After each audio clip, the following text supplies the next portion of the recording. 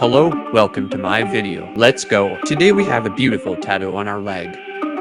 Don't forget to like and subscribe. Now we want to teach how to put a temporary tattoo on the body and how to maintain and care for it. To apply a temporary tattoo, we must first remove it from its skin, and on the contrary, let's stick to the body and pour water on it with a sprinkler and gently massage it with your hand.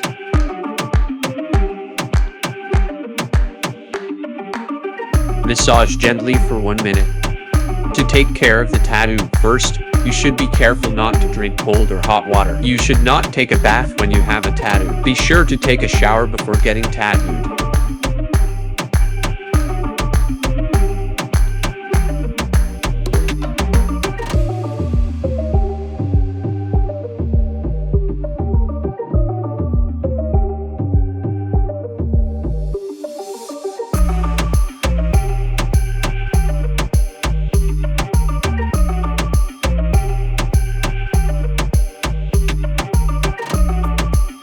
Don't forget to like and subscribe. Be careful not to stick the tattoo anywhere and do not see the heat.